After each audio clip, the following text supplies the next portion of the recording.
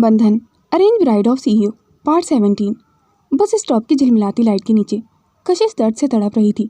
ठंडी ज़मीन पर उसका शरीर कांप रहा था, चेहरे से पसीना बह रहा था और सांसें तेज़ और टूटी हुई थीं। पेट पकड़कर वो बार बार फुसफुसा रही थी, बच्चा, मेरा बच्चा। उसी वक्त दूर से एक काली एसयूवी सड़क पर मुड़ी। बारिश की हल्की फुहारें गिर रही थीं और कार की हेडलाइट्स ने बस स्टॉप को रोशन कर दिया था। अंदर बैठे एक अधेड़ उम्र के व्यक्ति ने अचानक ब्रेक लगाया। रीमा, रुको ज़रा, वो देखो। कार रुकते ही महिला झट से उतरी। उम्र करीब 40 साल थी, चेहरे पर सादगी और आंखों में ममता का सागर था। उसने दौड़कर कशिश की ओर कदम बढ़ाए। हे भगवान, ये तो गर्भवती है, उसने कांपती आवाज़ में कहा। वह आदमी जिसकी उम्र 45 के करीब थी तुरंत उसके पास पहुंचा। उसने कोट उतारकर कशिश के ऊपर डाल दिया था। रीमा, देखो, जिंदा है अभी, जल्दी दरवाज़ा खोलो। रीमा ने फौरन सिर हिलाया। दोनों ने मिलकर कशिश को सावधानी से उठाया। उसका चेहरा बिल्कुल सफ़ेद था, होंठ सूख चुके थे।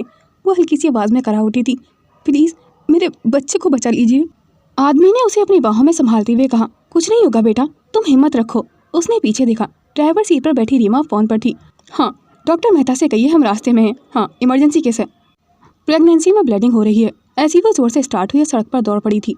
कार के भीतर हल्की रोशनी थी। कशिश की सांसें रुक रुक कर चल रही थी। रीमा उसके पास बैठी थी, उसका सिर अपनी गोद में रखे हुए, और लगातार उसके माथे पर पानी छिड़क रही थी। बेटा, आंखें बंद मत करना, बस थोड़ा और। कशिश की आंखें आधी खुली हुई थीं। धुंधलेपन के बीच उसने दोनों को देखा। आप कौन हैं? उसने दर्द में तड़पते हुए पूछा। आदमी ने गहरी आवाज़ में कहा, मैं विजय मेहरा हूँ और ये मेरी पत्नी रीमा। चिंता मत करो, तुम्हें कुछ नहीं होगा। मेरा बच्चा। रीमा ने उसका हाथ थाम लिया था। कुछ ही देर में कार अस्पताल के बाहर रुकी। विजय ने स्टाफ को आवाज़ दी, इमरजेंसी, जल्दी स्ट्रेचर लेकर आओ। नर्सें दौड़ती हुई आईं। जैसे कशिश को अंदर ले जाया गया, रीमा और विजय बाहर ही खड़े थे। चेहरे पर चिंता साफ झलक रही थी। रीमा ने धीरे से कहा, वो लड़की बहुत अकेली लगी मुझे, इस हालत में, वो भी इतनी रात के। विजय ने लंबी सांस ली और कहा, कभी कभी ज़िंदगी सबसे कमज़ोर पल में सबसे बड़ी कसौटी लेती है। रीमा ने उसकी ओर देखा। अगर हम थोड़ा देर से आते तो? विजय ने सिर हिलाया। तो शायद एक ज़िंदगी बुझ जाती। अंदर ऑपरेशन थिएटर की लाल लाइट जल उठी थी। बाहर बारिश और तेज़ हो चुकी थी, जैसे आसमान भी उस मासूम की तकलीफ महसूस कर रहा हो। कुछ देर बाद ऑपरेशन थिएटर का दरवाज़ा खुला। एक नर्स बाहर आई। उसके चेहरे पर घबराहट थी। उसने पूछा, क्या आप लोग उस लड़की के परिवार वाले हैं? रीमा और विजय ने एक दूसरे की तरफ देखा। नर्स ने आगे कहा, डॉक्टर ने कहा है कि हम माँ या बच्चे में से सिर्फ एक को ही बचा सकते हैं। हमें फैमिली से कंसेंट चाहिए। सब चुप थे। रीमा ने धीरे से कहा, हम उसे नहीं जानते, लेकिन उसका कोई तो होगा। रीमा ने जल्दी से कशिश का फ़ोन चार्जिंग पे लगाया और देखा कि आखिरी बार किसे कॉल किया गया था। पहला नंबर गौरी का था। रीमा जी ने तुरंत कॉल किया, लेकिन फ़ोन साइलेंट था। गौरी उस वक्त सो रही थी, इसलिए उसे कॉल का पता ही नहीं चला। दूसरा नंबर देखा वरदान, उस पर भी कॉल की, लेकिन उधर से भी कोई जवाब नहीं आया था। वो रात भर गुस्से में शराब पी चुका था और अब गहरी नींद में था। आदित्य का नंबर डायल किया, लेकिन उसका फ़ोन ऑफिस में छूट गया था। आखिर में रीमा ने एक नंबर देखा, नाना, रविशंकर जी। उसने कांपते हाथों से वो कॉल लगाया। रविशंकर जी उस वक्त नींद में नहीं थे। वो अपनी कुर्सी पर बैठे कुछ सोच रहे थे कि तभी फ़ोन बजा। स्क्रीन पर नाम चमका कशिश। उनका दिल जोर से धड़क उठा था। इस वक्त उन्होंने बुदबुदाया। पहले तो उन्होंने सोचा कॉल ना उठाएं, पर जाने क्यों हाथ अपने आप ही साइड पर चला गया था। कहो लड़की, उन्होंने थके हुए लहजे में कहा, पर उधर से किसी और की आवाज़ आई, सर, ये लड़की आईसीयू में है, प्रेग्नेंट है, हालत बहुत नाजुक है। अगर आप उसके रिलेटिव हैं तो प्लीज़ जल्दी मेहरा हॉस्पिटल आ जाइए। डॉक्टर ने कहा है कि हम या तो माँ को बचा सकते हैं या बच्चे को। रविशंकर जी के कानों में जैसे आवाज़ गुम हो गई थी। उनके हाथ कांपने लगे थे और माथे से पसीना छलकने लगा था। उन्होंने कुछ सुने बिना ही फ़ोन काट दिया था और चेहरा सूख गया था। आंखों में डर और अपराध वो साथ साथ था। वो लड़की माँ बनने वाली है। वही अस्पताल में डॉक्टरों ने कहा, अब किसी के आने का इंतज़ार नहीं किया जा सकता, पेशेंट से ही साइन लेना होगा। नर्स आईसीयू में गई और धीरे से बोली, बेटा, तुम्हें किसी एक को चुनना होगा, माँ या बच्चा। कशिश दर्द से करा रही थी। आंखें ठीक से खुल भी नहीं पा रही थीं। आंसुओं के बीच उसने धीरे से कहा, मेरा बच्चा। उसने कांपते हाथों से फॉर्म पर साइन करने की कोशिश की, पर दर्द इतना ज़्यादा था कि पेन उसके हाथ से गिर गया था। उसे और भी ज़्यादा ब्लीडिंग हो रही थी। डॉक्टर ने घबरा कर कहा, ब्लड चाहिए, जल्दी करो। नर्स बोली, मैडम, ओ नेगेटिव चाहिए, पर स्टॉक में नहीं है। सभी परेशान थे। तभी अस्पताल के गेट पर गाड़ी रुकी। रविशंकर, अग्निवंशी और उदय जी अंदर आ गए थे। वो सीधे डॉक्टर के पास पहुंचे। जब उन्होंने देखा कि कशिश को ब्लड की ज़रूरत है तो बोले, मेरा ब्लड ले लीजिए। रविशंकर जी बोले, ओ नेगेटिव है, तुरंत टेस्ट करो। नर्स ने सैंपल लिया। थोड़ी देर बाद वो वापस आई। चेहरा गंभीर था। सर, आपका ब्लड मैच तो करता है, लेकिन आप पेशेंट के ब्लड रिलेटिव हैं। ऐसे केस में अभी हम आपका ब्लड नहीं ले सकते, रिस्क है। ये सुनकर रविशंकर जी जैसे पत्थर बन गए थे। धीरे धीरे उनके मन में आवाज़ें गूंजने लगी थी, गंदा खून, पराया खून। वो सब बातें उन्हें याद आने लगी थी जब उन्होंने कशिश को घर से निकाल दिया था। अब उन्हें एहसास हुआ था जिसे उन्होंने ठुकराया था वही उनकी अपनी थी। उनकी आंखों से आंसू बह निकले थे। उन्होंने धीमी आवाज़ में कहा, तो वो मेरा ही खून है? उदय जी ने सिर झुका लिया था। तभी बाहर से किसी की आवाज़ आई। कशिश कहाँ है? वो गौरी थी जो वरदान के साथ हॉस्पिटल पहुंची थी। वह भागती हुई आई। उसने सबकी बातें सुनी और बोली, मेरा ब्लड ले लीजिए, मैं दे दूंगी। नर्स ने उसका ब्लड टेस्ट किया। मैडम, आपका ब्लड ओ नेगेटिव है, परफेक्ट मैच। गौरी ने कहा, मुझे कुछ नहीं जानना, बस मेरी बहन को बचा लीजिए, उसे कुछ नहीं होना चाहिए। उसकी आंखों में आंसू थे। वो चुपचाप कुर्सी पर बैठ गई थी और ब्लड देने लगी थी। डॉक्टरों ने राहत की सांस ली। अब ऑपरेशन शुरू हो सकता है। सुबह के 6 बज चुके थे, पर कशिश अब भी जिंदगी और मौत की जंग लड़ रही थी। रविशंकर जी वहीं खड़े थे। वो ये जानकर गहरे सदमे में जा चुके थे कि कशिश उनका अपना ही खून है, उनकी नंदिनी की ही बेटी है। ऑपरेशन थिएटर के बाहर सन्नाटा पसरा हुआ था। घड़ी में सुबह के 6 बज चुके थे। चारों तरफ हल्की धूप फैलने लगी थी, लेकिन अस्पताल के उस कोने में अब भी रात जैसी खामोशी थी। गौरी दोनों हाथ जोड़कर भगवान से प्रार्थना कर रही थी, बस मेरी कशिश को बचा लो प्लीज़। रीमा और उदय चुपचाप खड़े थे और रविशंकर जी की आंखें शून्य में कहीं अटकी थीं। उनके चेहरे पर पछतावे की रेखाएं गहरी होती जा रही थीं। अचानक ऑपरेशन थिएटर से एक कमजोर सी लेकिन साफ आवाज़ गूंजी। सबके दिल जैसे एक पल के लिए थम गए थे। वो बच्चे के रोने की आवाज़ थी। गौरी झट से उठ खड़ी हुई थी। उसकी आंखों में उम्मीद की चमक थी। थोड़ी देर बाद दरवाज़ा खुला। नर्स की बाहों में एक नन्ही सी जान थी, गोरी, नीली आंखों वाली, बिल्कुल परी जैसी। नर्स मुस्कुराई। आप सबको बधाई हो, लड़की हुई है। गौरी की आंखों से आंसू निकल पड़े थे। वो दौड़कर आगे बढ़ी और बच्चे को अपनी गोद में ले लिया था। एंजल, मेरी गुड़िया, वो फुसफुसाई और उसके नन्हे माथे को चूम लिया था। नर्स ने हल्की मुस्कान के साथ कहा, आपकी दोस्त ने होश खोने से पहले बस इतना ही कहा था कि मेरी बेटी का नाम नन्ही रखिएगा। गौरी ने बच्चे को और कसकर सीने से लगा लिया था, पर तभी उसका चेहरा पीला पड़ गया था। उसने कांपती आवाज़ में पूछा, कशिश कैसी है? मेरी दोस्त ठीक तो है ना? नर्स कुछ पल चुप रही। उसने एक लंबी सांस ली, फिर धीरे से बोली, आई am sorry madam, but she is. Nurse अपनी बात पूरी भी नहीं कह पाई थी कि अचानक पीछे से एक चीख जैसी आवाज़ गूंजी, नो, मेरी कशिश को कुछ नहीं हो सकता। सबके कदम रुक गए थे। दरवाजे पर आदित्य खड़ा था, चेहरा पसीने से भीगा हुआ, सांसें तेज और आंखों में डर, बेबसी और पागलपन सा दर्द था। वो भागते हुए अंदर आया। कशिश कहाँ है? बोलो ना, वो ठीक है ना? किसी ने कुछ नहीं कहा, सिर्फ डॉक्टरों की हड़बड़ाहट और मशीनों की बीपिंग की आवाज़ सुनाई दे रही थी। उदय जी ने धीमे स्वर में कहा, आदित्य, हम तुम्हें बताना नहीं चाहते थे, उसकी हालत बहुत नाजुक थी बेटा, तुम्हें खुद को संभालना होगा। लेकिन आदित्य ने उनकी बात आधी ही सुनी थी। वो सीधे आईसीयू के दरवाजे की ओर भागा। डॉक्टर अभी भी उसे इलेक्ट्रिक शॉक दे रहे थे। Charge clear. कशिश का शरीर झटका खा रहा था, पर मॉनिटर की लाइन अब भी सीधी थी। नर्स आदित्य को बाहर जाने के लिए कह रही थी, पर आदित्य अपनी होश खो चुका था। डॉक्टर, कुछ कीजिए प्लीज़। आदित्य की आवाज़ फट चुकी थी। उसने डॉक्टर का हाथ पकड़ लिया था, उसे बचा लीजिए, अगर उसे कुछ हो गया तो मैं मर जाऊंगा। डॉक्टर ने उसकी ओर देखा। आंखों में थकान और अफसोस दोनों थे। हम पूरी कोशिश कर रहे हैं। उन्होंने एक और शॉक दिया। Charge clear. कमरे में सबकी सांसें थम गई थीं, लेकिन मॉनिटर की लाइन अब भी वैसी ही थी, एकदम सीधी। आदित्य वहीं ज़मीन पर गिर पड़ा था। उसकी आंखों में आंसू नहीं थे, सिर्फ सन्नाटा था। धीरे से उसने कशिश का ठंडा होता हाथ अपने हाथों में थाम लिया था। उठो ना कशिश, मैंने कहा था ना मैं तुम्हें लेने आऊँगा। उसकी आवाज़ टूट रही थी। तुमने कहा था ना तुम मुझे छोड़कर कहीं नहीं जाओगी, तो अब क्यों जा रही हो? डॉक्टर ने धीरे से मॉनिटर बंद किया और बाहर चले गए थे। आईसीयू का माहौल एकदम ठंडा पड़ चुका था। बस मशीनों की बीप बंद होने की आवाज़ बाकी थी। डॉक्टर ने धीरे धीरे अपना मास्क उतारा, नज़रें झुका ली और बहुत धीमी आवाज़ में कहा, I am sorry mister Aditya, she is no more. एक पल के लिए जैसे समय थम गया था। आदित्य ने कुछ नहीं कहा, बस शून्य में देखने लगा था। उसकी पकड़ अभी भी कशिश के हाथ पर थी, लेकिन वो हाथ अब बर्फ़ की तरह ठंडा पड़ चुका था। नो, उसके होठों से सिर्फ इतना ही निकला था, बहुत धीमे, लगभग फुसफुसाहट में। फिर अचानक जैसे भीतर कुछ टूट गया था। उसने ज़ोर से चिल्लाया, नहीं, वो मुझे छोड़कर नहीं जा सकती। वो चिल्लाहट ऐसी थी कि पूरी कॉरिडोर में गूंज गई थी। आईसीयू के बाहर बैठे सब लोग दहशत में खड़े हो गए थे। रविशंकर जी की छड़ी उनके हाथ से गिर गई थी। दीक्षा जी के आंसू खुद ब खुद बह निकले थे। अंदर आदित्य बेकाबू हो चुका था। वो बार बार कशिश को झकझोर रहा था, कशिश उठो, सुन रही हो ना तुम? मुझे ऐसे नहीं छोड़ सकती। उसकी आवाज़ अब टूटी हुई थी, हिचकियों के बीच घुटती जा रही थी। तुमने कहा था हमेशा साथ रहोगी, फिर ये क्या किया तुमने? डॉक्टर और नर्सों से रोकने की कोशिश कर रहे थे, पर आदित्य किसी की नहीं सुन रहा था। वो बार बार उसके माथे को चूम रहा था। तुम मेरी ज़िंदगी थी कशिश, मैं अब कैसे जीऊँगा तुम्हारे बिना? उसकी चीखें अभी पूरे हॉस्पिटल के गलियारे में गूंज रही थी। रविशंकर जी वहीं खड़े थे, आंखों से आंसू बह रहे थे और होठ कांप रहे थे। उदय जी ने सिर झुका लिया था। गौरी ने नन्ही सी बच्ची को सीने से लगा रखा था और बुदबुदा रही थी, सो जा मेरी गुड़िया, तेरी माँ अब हर दर्द से आज़ाद हो गई है। 1 हफ्ता बीत चुका था। मेंशन की दीवारों पर अभी सन्नाटा पसरा हुआ था। कभी जिन गलियारों में हंसी गूंजती थी, वहाँ हर आवाज़ किसी दर्द की याद दिलाती थी। रविशंकर हवेली का मुख्य दरवाजा खोला और अंदर नयनतारा आई। आज उनके चेहरे पर एक अजीब सी तृप्ति थी। सफ़ेद साड़ी के ऊपर हल्की पिंक शॉल डाले वो धीमे कदमों से ड्राइंग रूम में पहुंच गई थी। रविशंकर जी पहले से वहां बैठे थे, थके हुए, झुके हुए, आंखों के नीचे काले घेरे और चेहरे पर गहरी थकान की लकीरें थीं। उन्होंने बस इतना कहा, बैठो नयनतारा। वो बैठ गई थी, पर उनके मन में कुछ और ही चल रहा था। आखिरकार रास्ता साफ हो गया है, अब आदित्य मेरे करीब आएगा।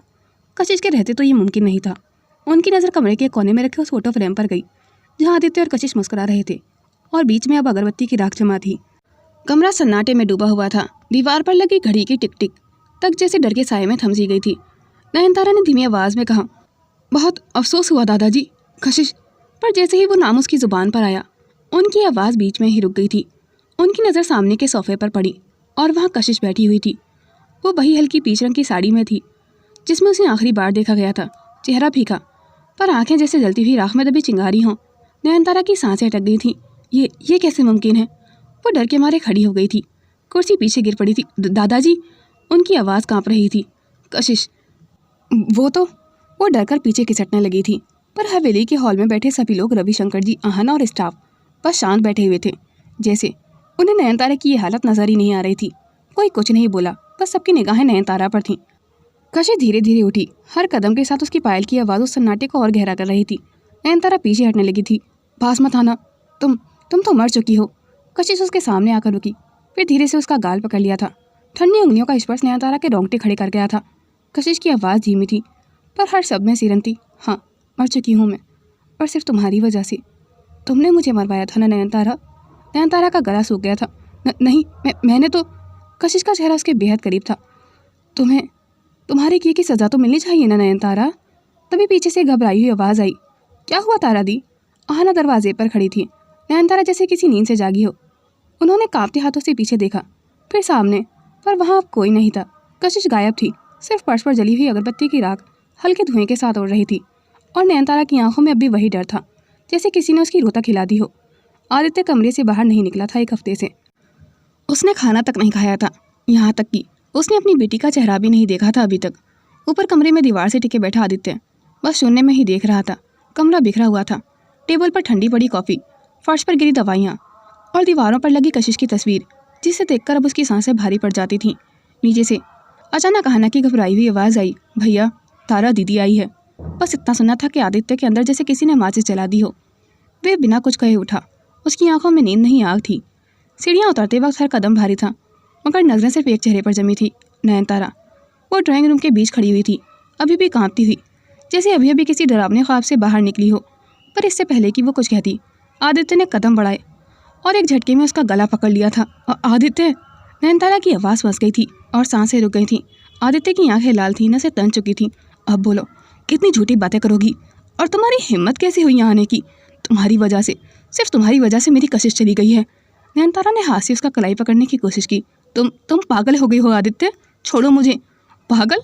हाँ, कर दिया है तुमने मुझे पागल। उसकी आवाज़ कमरे में गूंज गई थी, जिसे मैं सांसों से भी ज़्यादा चाहता था।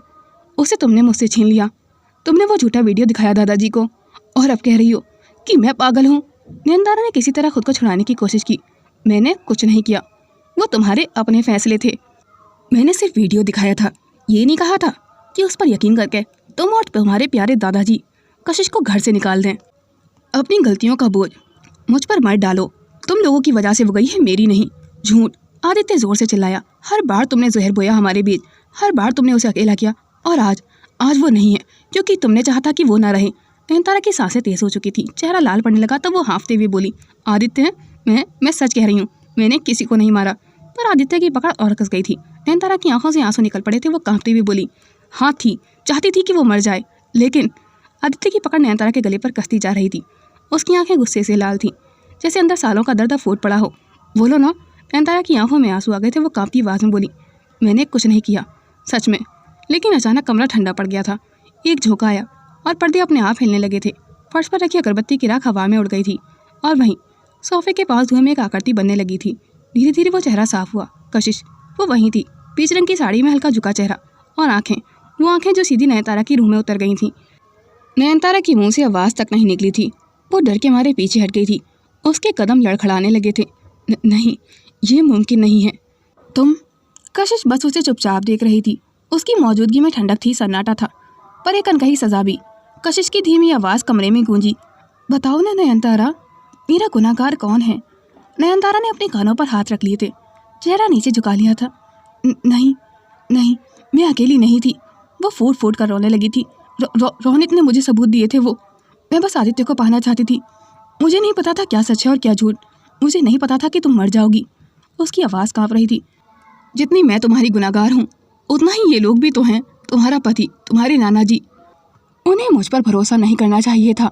उन्होंने भी तो तुम्हारे साथ गलत किया है। कशिश की परछाई जैसे और पास आ गई थी।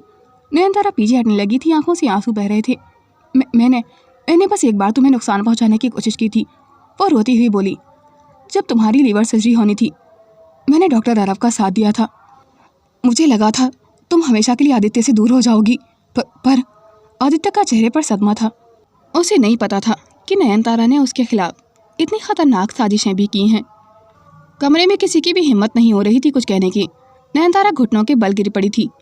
मुझे नहीं पता था कि मैं इतना बड़ा पाप कर रही हूँ। मुझे बस आदित्य चाहिए था।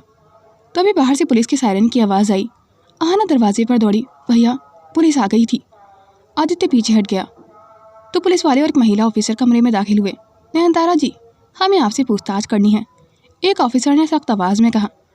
नयनतारा ने कोई जवाब नहीं दिया। वो बस हवा में देखती रही, जहाँ अभी अभी कशिश की परछाई थी। धीरे धीरे वो परछाई फिर से धुएं में बदलने लगी थी। कशिश की आंखें आखिरी बार चमकी और फिर सब खामोश हो गया था। पुलिस के द्वारा नयनतारा को पकड़कर बाहर ले जाया गया था। वो जाते जाते बार बार चिल्ला रही थी, वो यहाँ है, वो अभी भी यहाँ है। कशिश मुझे देख रही है। उसकी आवाज़ सीढ़ियों में गूंजती रही थी जब तक वो गाड़ी में नहीं बैठा दी गई थी। कुछ हफ्तों बाद नयनतारा को मेंटल हेल्थ सेंटर भेजा गया था। वहाँ वो दिन रात एक ही बात दोहराती, कशिश यहाँ है, वो हर जगह है। रात में उसके कमरे से चीखें आती। कभी वो शीशे से बात करती, कभी हवा से कहती, कशिश माफ़ कर दो, but I want Aditya. Doctor कह रहे थे कि वो हेलुसिनेशन में जी रही है, पर जो भी उसे देखते थे कहते हर रात कमरे की खिड़की पर एक फीकी पीच साड़ी में लड़की की परछाई जरूर दिखती है। वो भ्रमता या हकीकत, ये कोई भी नहीं जानता था। वहीं दूसरी ओर बरसों पुराने उस आंगन में अब एक नई जिंदगी की किलकारियाँ गूंज रही थीं। गौरी की गोद में बच्ची जोर जोर से रो रही थी, मामी की। तभी पीछे से एक जानी पहचानी नर्म मगर ठंडी सी मुस्कुराहट गूंजी, तुझसे नहीं होगा गौरी, मुझे दे। गौरी का चेहरा पल भर को सख्त हो गया था। धीरे से पलट कर देखा। दरवाजे के पास कशिश खड़ी हुई थी, बाल खुले, साड़ी हल्की हवा में लहरा रही थी और होठों पर वही ममतामयी मुस्कान थी जो सबको सुकून देती थी। मेरी परी मुझे याद कर रही थी। वो आगे बढ़ी, बच्ची की ओर हाथ बढ़ाया, मुझे दे, मैं इसे फीड कराती हूँ। कशिश कल ही होश में आई थी। गौरी ने उसके जिंदा होने का राज सबसे छुपाया था। उसने कशिश के मरने का नाटक रचा था। आदित्य और उसके नाना जी को भी देखने नहीं दिया था। गौरी ने धीरे से बच्ची उसकी ओर बढ़ाई और जैसे ही कशिश ने उसे अपनी बाहों में लिया, उसका रोना एकदम थम गया था। सिर्फ बच्चे के होठों की हल्की सी हलचल और कशिश की आंखों की कोमल चमक बची थी। कशिश ने फुसफुसाया, देखा मेरी परी, अब सब ठीक हो जाएगा। कशिश बच्चे को सीने से लगाए हल्के हल्के झुला रही थी। उसकी उंगलियां बच्ची के बालों को सहला रही थी, जैसे हर स्पर्श में प्यार घुला हो। बच्ची अब शांत थी, आंखें बंद और होठों पर दूध की हल्की सी सफ़ेद परत थी। गौरी मुस्कुराई। उसने पास आकर कशिश के खुले बालों को धीरे से कान के पीछे किया और बोली, मेरी जान, हमारी परी कितनी प्यारी है ना, जैसे तेरी हंसी।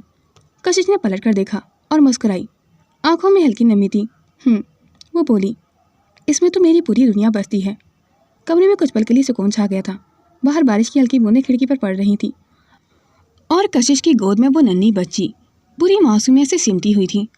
गौरी ने धीमी आवाज़ में कहा, तुझे पता है, आज फिर आदित्य जीजू तुझे ढूंढ रहे थे। वरदान ने मुझे बताया है कि उन्होंने खाना खाना तक छोड़ दिया है। वो बुरी तरह से कमरे में बंद हो चुके हैं। कशिश के चेहरे की मुस्कान थोड़ी थम गई थी। उसने नजरें झुका ली थी। बच्ची की उंगलियां पकड़ते हुए बोली, उन्हें अब मेरी तलाश छोड़ देनी चाहिए गौरी। गौरी ने एक गहरी सांस ली। कशिश, तू समझ क्यों नहीं रही है? जीजू अब भी तो उसे उतना ही प्यार करते हैं।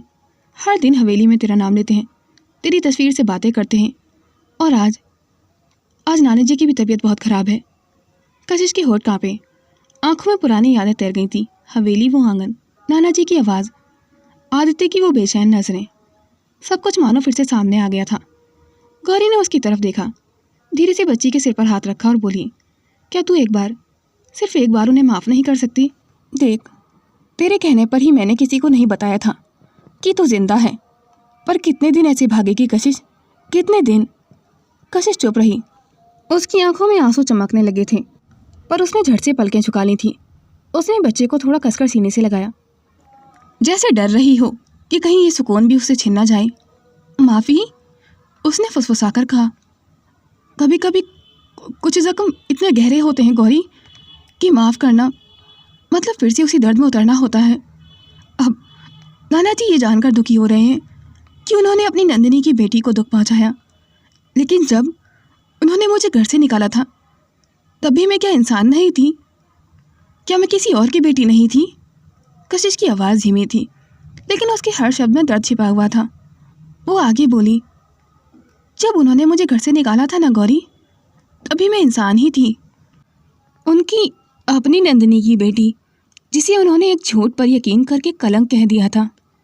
उसकी आंखों से आंसू गिरकर बच्ची के गाल पर आ गए थे। वो झट से पहुंचते हुए बोली, और अब जब सच्चाई सामने आई है तो क्या सब बदल जाएगा गौरी? क्या जो जले हुए रिश्ते हैं वो फिर से जुड़ सकते हैं? गौरी ने उसके पास बैठते हुए उसका हाथ थाम लिया था। कशिश, सबको अपने केक का पछतावा है। आदित्य जीजू वो तो हमेशा से तेरे लिए तड़पे हैं, और ये बात तो तू भी अच्छे से जानती है कि उनकी ज़िंदगी में नाना जी की जगह कोई नहीं ले सकता। वो आदित्य जीजू के भगवान हैं, वो अपनी जान भी दे सकते हैं उनके लिए। तेरे जाने के बाद वो टूट गए हैं, जैसे उन्होंने जीने की वजह ही खो दी हो। कशिश ने आंखें बंद कर ली और उसके जहन में आदित्य का चेहरा तैरने लगा था। वो रात उसने जब उसे जाने के लिए कहा था, वो बारिश, वो चीखें और उसकी आंखों का वो दर्द, सब कुछ फिर से ताज़ा हो उठा था। मैंने भी बहुत चाहा था उन्हें, कशिश ने बामुश्किल कहा, पर प्यार सिर्फ तब तक अच्छा लगता है गौरी जब तक उसमें भरोसा जिंदा हो। जिस दिन उन्होंने मुझे पलटकर नहीं देखा, मैं तो उसी दिन मर गई थी ना उनके लिए। आज जो सांसें चल रही हैं वो बस मेरी बेटी के लिए हैं, किसी और के लिए नहीं। गौरी ने हल्की मुस्कान के साथ बच्ची को देखा और बोली, तू चाहे जितना भी कह ले, पर तू आज भी उन्हें चाहती है कशिश, तेरी आंखों में साफ दिखता है। कशिश ने उसकी तरफ देखा, फिर नजरें झुका ली थी। प्यार खत्म नहीं होता गौरी, पर कभी कभी तो इतनी गहराई में चला जाता है कि वो लौटे भी तो अपने साथ पुराने जख्म भी ले आता है। कमरे में फिर से कुछ पल की खामोशी छा गई थी। बाहर आसमान में बिजली चमक रही थी, पर कशिश अपनी बेटी में अपनी दुनिया को देख रही थी। 6 साल बाद बेंगलोर की सुबह हमेशा की तरह व्यस्त थी, लेकिन कशिश के लिए शहर अब सुकून का नाम था। कॉलोनी के छोटे से घर की बालकनी में हल्की हवा के बीच उसकी बेटी नंदिनी हंसती हुई तितलियां पकड़ने की कोशिश कर रही थी। कशिश उसके पीछे मुस्कुराते हुए बोली, गिर जाएगी बेटा, धीरे। अब उसके चेहरे पर दर्द नहीं था जो 6 साल पहले उसकी पहचान बन चुका था। वहाँ अब आत्मविश्वास था और एक सधी हुई गरिमा। वो अब एडवोकेट कशिश थी, शहर की जानी मानी कॉर्पोरेट लॉयर। लोग उसकी बहादुरी की मिसाल देते थे, पर कोई नहीं जानता था कि ये ताकत आंसुओं की आग में गड़ी गई थी। अंदर से गौरी ने आवाज़ लगाई, कशिश जल्दी चल, कोर्ट के लिए देर हो जाएगी। मैंने तेरे लिए लंच पैक कर दिया है। कशिश मुस्कुराई, तू तो बिल्कुल मम्मी बन गई है अब। गौरी ने हंसते हुए कहा, अब क्या करें, तू तो दिन भर केसों में उलझी रहती है, कोई तो हो जो तेरी देखभाल करे। उसके बगल में खेल रहा 2 साल का अर्जुन खिलखिला उठा था। वरदान और गौरी का बेटा। हाँ, वरदान और गौरी अब खुश थे। उनकी शादी को 3 साल हो चुके थे। वरदान ने भी जिंदगी के उतार चढ़ाव झेलकर अब सुकून पा लिया था। कशिश ने अपने कमरे में रखी एक पुरानी फ़ोटो फ्रेम उठाई। उसमें नाना जी, आदित्य और वो साथ थे। वो हल्का सा मुस्कुराई, पर मुस्कान के पीछे एक अजीब सी खामोशी थी। नाना जी अब भी जिंदा थे, पर उम्र और गलतियों का बोझ उनके कंधों पर झुक गया था। वो जान चुके थे कि कशिश जिंदा है और कई बार गौरी के जरिए संदेश भेज चुके थे, बस एक बार घर लौटाओ बेटा। पर कशिश अब लौटना नहीं चाहती थी। वो अब अपनी बेटी के लिए जी रही थी। उसकी पूरी दुनिया नंदिनी में सिमट चुकी थी। जब भी नंदिनी उसकी गोद में सिर रखती, उसे लगता जैसे उसकी टूटी हुई जिंदगी को फिर से कोई जोड़ रहा है। लेकिन कुछ चीज़ें कभी नहीं जुड़ती। नयनतारा अब इस दुनिया में नहीं थी। वो जिस पागलपन में जी रही थी, उसी ने उसे ख़त्म कर दिया था। हॉस्पिटल की छत से गिरने की उस रात पूरा शहर दहशत में था। कहते हैं कि वो आदित्य को कॉल कर रही थी, पर कॉल अधूरा रह गया था और कुछ ही सेकंड में सब कुछ खत्म हो गया था। उसके बाद अग्निवंशी एंटरप्राइजेस का भार ध्रुव और समर ने संभाल लिया था। दोनों ने बिजनेस को संभाला, लेकिन आदित्य, वो तो कशिश के जाने के बाद जैसे जीना ही भूल चुका था। कशिश ने आखिरी बार उसका नाम कोर्ट के एक केस फाइल में देखा था, आदित्य अग्निवंशी वर्सेस शिंदे कॉरपोरेशन। वो अब भी सबका सम्मानित चेहरा था, पर अंदर से एक खोखला इंसान। कभी कभी रात को जब आसमान में बिजली चमकती, कशिश अपनी बेटी को सीने से लगाकर सोचती, शायद कुछ रिश्ते ऐसे ही होते हैं जिन्हें वक्त नहीं जोड़ता, बस जख्मों पर परत डाल देता है। और फिर मुस्कुराकर कहती, सो जाओ मेरी गुड़िया, कल मम्मा को बड़ा केस लड़ना है। बाहर बारिश की पहली बूंद गिरने लगी थी, जैसे वक्त फिर से उसी मौसम को लौटा रहा था। पर अब की बार कशिश टूटी नहीं थी, बल्कि मुस्कुराकर उस मौसम को अपने साथ जी रही थी। उसी दिन शाम को कोर्ट में एक हाई प्रोफाइल केस की सुनवाई थी, Agnivanshi enterprises versus Shinde corporation. कशिश अपने ब्लैक कोट में फाइलें संभालते हुए कोर्ट में दाखिल हुई। भीतर का माहौल गंभीर था, मीडिया बाहर खड़ी हुई थी, सबकी नज़रें इस केस पर जमी हुई थीं, क्योंकि ये शहर का सबसे चर्चित मुकदमा था। वो जब जज के सामने पहुंची तो उसकी आवाज़ में वही दृढ़ता थी, वही आत्मविश्वास जो उसे भीड़ से अलग बनाता था। पर जैसे ही उसने विपक्ष की टेबल की ओर नजरें उठाईं, उसकी सांसें अटक गई थीं। वहाँ आदित्य अग्निवंशी खड़ा हुआ था। वो जानबूझकर आया था, क्योंकि आज की हेयरिंग कशिश करने वाली थी। सूट में सधा हुआ, लेकिन आंखों में वही पुराना दर्द।